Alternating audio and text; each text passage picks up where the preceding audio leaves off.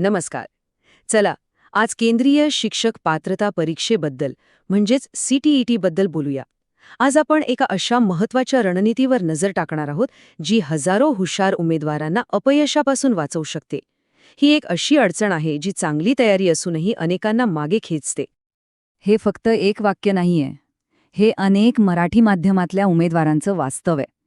विचार करा, महिनोन्महिने अभ्यास करून पूर्ण तयारीनिशी परीक्षा केंद्रात पोचल्यावर जेव्हा हे कळतं की मुख्य पेपर आपल्या भाषेत नाहीये, तेव्हा आत्मविश्वास किती खचत असेल आणि सगळी मेहनत वाया जाते की काय असं वाटू लागतं. तर मग ही सीटेट परीक्षा नक्की आहे तरी काय? आणि ती आपल्या राज्याच्या टेट परीक्षेपेक्षा इतकी वेगळी आणि महत्त्वाची का मानली जाते? चला, हे समजून घेऊया की ही एक परीक्षा एकाच वेळी दोन मोठे दरवाजे कसे उघडू शकते. फरक अगदी सरळ आणि स्पष्ट आहे. आपली महाटेट आपल्याला फक्त महाराष्ट्रातल्या शाळांमध्ये नोकरीची संधी देते, पण CTET ही एक राष्ट्रीय परीक्षा आहे. ही परीक्षा पास झाल्यावर केवळ महाराष्ट्रातच नाही तर देशभरातल्या केंद्रीय विद्यालयांमध्ये, नवोदय विद्यालयांमध्ये आणि इतर राज्यांमध्येही नोकरीचे दरवाजे उघडतात. आणि हा मुद्दा सगळ्यात महत्त्वाचा आहे. महाराष्ट्रातल्या शिक्षक भरतीसाठी CTET प्रमाणपत्र 100% वैध आहे. याचा सरळ अर्थ काय, तर जर आपण CTET पास असाल तर वेगळी महा-TET देण्याची काहीही गरज नाही. म्हणजे परीक्षा एक, पण संधी दुप्पट. म्हणूनच CTET देणं म्हणजे एकाच प्रयत्नात राष्ट्रीय आणि राज्य दोन्ही स्तरांवरच्या संधी आपल्या हातात घेण्यासारखं आहे. ही खरंच एक शक्तिशाली 2 in 1 संधी आहे, जी कोणत्याही हुशार उमेदवाराने सोडायला नको. पण जर CTET इतकी फायदेशीर आहे, तर मग खरी अडचण कुठे आहे? आव्हान दडले ते परीक्षेच्या रचनेतच. एक असा भाषिक अडथळा ज्याबद्दल अनेक उमेदवारांना अर्ज भरेपर्यंत काहीच माहिती नसते. एक प्रकारचा सापळाच आहे हा. आता ही स्लाईड जरा लक्ष देऊन बघा. भाषा 1 आणि भाषा 2 हे विषय आपण आपल्या आवडीनुसार निवडू शकतो. इथपर्यंत सगळं ठीक आहे. पण खरा धक्का पुढे आहे. बालविकास, परिसर अभ्यास आणि गणित हे 90 गुणांचे 3 मुख्य विषय मराठीत उपलब्धच नाहीत. ते फक्त आणि फक्त हिंदी आणि इंग्रजीमध्येच उपलब्ध आहेत. आणि हीच ती गोष्ट आहे जी अनेकांना थेट परीक्षा हॉलमध्ये कळते आणि गोंधळ उडतो. आणि ही अडचण इथेच थांबत नाही. 6वी ते 8वीसाठी असणाऱ्या पेपर 2 मध्ये तर ही समस्या आणखी गंभीर होते.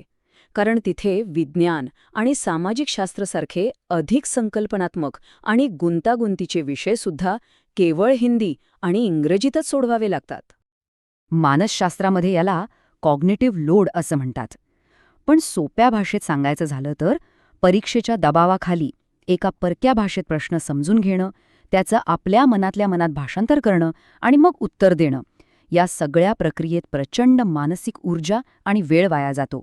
यामुळे होतं काय की सोपे प्रश्नही अवघड वाटू लागतात आणि चुका होण्याची शक्यता खूप वाढते. पण या मोठ्या आव्हानावर एक अत्यंत सोपा आणि हुशारीचा उपाय आहे. अर्ज भरतानाच जर एक छोटीशी गोष्ट लक्षात ठेवली तर हा भाषेचा खेळ आपण पूर्णपणे आपल्या बाजूने फिरवू शकतो. हा एक खरा स्ट्रॅटेजिक हॅक आहे. ही आहे ती यशस्वी रणनीती. फक्त 2 सोप्या पायऱ्या.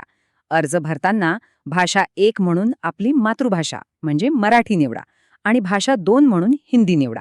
यामुळे इंग्रजीला एक चांगला पर्याय तर मिळतोच, पण या निवडीमागे एक खूप मोठं धोरणात्मक कारण दडलेलं आहे. पण एक मिनिट थांबा. भाषा 1 मराठी आणि भाषा 2 हिंदी हाच क्रम का महत्वाचा आहे? आपण भाषा 1 हिंदी आणि भाषा 2 मराठी असं का नाही निवडू शकत? तर खरी गंमत आणि आपली सगळी रणनीती ह्याच क्रमामध्ये लपलेली आहे. ही केवळ सोयीची निवड नाही, तर परीक्षेची काठिण्य पातळीच बदलणारी निवड आहे. हे CTETच्या पेपर रचनेचा एक ओपन सिक्रेट आहे असं म्हणायला हरकत नाही. भाषा 1चा पेपर हा भाषा 2च्या पेपरपेक्षा मुद्दाम थोडा जास्त कठीण बनवलेला असतो. भाषा 1मध्ये कवितेवर आधारित प्रश्न असतात, ज्यासाठी सखोल विश्लेषण करावं लागतं. या उलट भाषा 2चा पेपर तुलनेने सोपा असतो, ज्यात थेट गद्य उतार्यांवर आधारित सरळ प्रश्न विचारले जातात. आता बघा, हे गणित कसं जुळून येते. जेव्हा आपण भाषा 1 म्हणून मराठी निवडतो, तेव्हा तो जो कठीण पेपर आहे तो आपल्या मातृभाषेत येतो, जो आपल्याला सहज जमतो. आणि भाषा 2 म्हणून हिंदी निवडल्याने जो तुलनेने सोपा पेपर आहे तो आपण सहज सोडवू शकतो. थोडक्यात सांगायचं तर हे कॉम्बिनेशन आपल्याला दोन्ही भाषांमधला सर्वात सोपा पर्याय उपलब्ध करून देतं. ही रणनीती एका सेफ्टी नेटप्रमाणे काम करते. भाषा विभागातले 60 गुण सोपे करून ती आपला आत्मविश्वास वाढवते. आणि यामुळे होतं काय की उरलेल्या 90 गुणांच्या मुख्य विषयांवर लक्ष केंद्रित करण्यासाठी आपल्याला अधिक वेळ, ऊर्जा आणि मानसिक शांतता मिळते.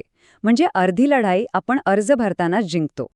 तर या संपूर्ण विश्लेषणातून 3 गोष्टी पक्क्या लक्षात ठेवायच्या आहेत. 1. CTET ही महाराष्ट्रातल्या उमेदवारांसाठी एक दुहेरी संधी आहे. 2. मुख्य विषय मराठीत नसणार आहेत याची मानसिक तयारी ठेवणं खूप गरजेचं आहे. आणि 3. सर्वात हुशारीची निवड म्हणजे भाषा 1 मराठी आणि भाषा 2 हिंदी.